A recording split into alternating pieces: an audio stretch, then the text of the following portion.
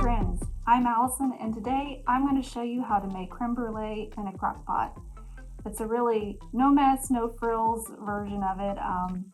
Doesn't take a lot of prep time, and it's great for that special dinner with your special someone. So let's get started. All right, so we are going to start with I have 3 egg yolks here, a 1/4 cup sugar, and we're going to also have a 1/2 cup heavy whipping cream.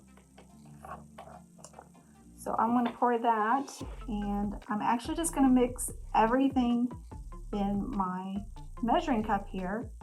So one less thing to get dirty and one less thing to wash. That's always great in my book. And we're going to use 1 teaspoon vanilla extract. All right, now just whisk your ingredients together. Make sure they are well incorporated. All right, now we're going to get our crock pot prepped for putting our ramekins in.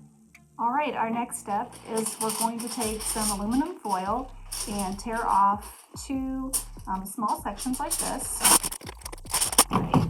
Then we're going to kind of wrap it up, fold it, crinkle it a bit, and wrap it up into a circle. And we're going to put it in the bottom of our crock pot and put our ramekin on top of that, kind of press down a little bit, just get it even and level. Okay, now we're ready to add our creme brulee mixture. Now we'll add hot water and add it about 1/3 to halfway up the side of the ramekins. Now we pour the boiling water into the crock pot. Now be careful not to get it on your creme brulee ramekins. Take either some paper towels or a clean kitchen towel, place it over your crock pot and put on the lid, set it on low, and cook until set. When they're ready to come out of the crock pot, they're going to be firm around the outsides but still slightly jiggly on the inside. You'll take it out and leave it on the countertop for about 30 minutes to let it cool down a bit, and then put it in the fridge for about 6 to 8 hours.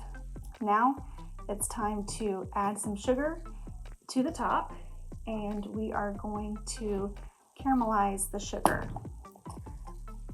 There's several different ways you can do it, but today I'm going to use the broiler in an oven to do so.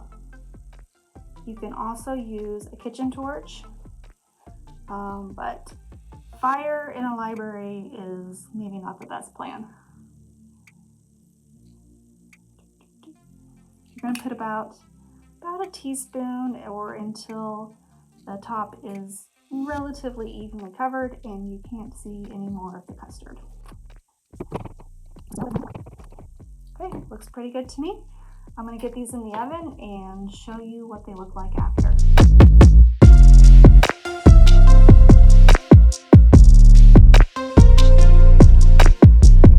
All right, we've pulled them out of the oven and we've got a good caramelization of the sugar going on. Now you'll want to give this a rest at least 30 minutes, and even longer will work out. I recommend putting them in the refrigerator to get the custard cool again, and then enjoy. Thanks for watching, and if you like this video, please give us a thumbs up and hit the subscribe button.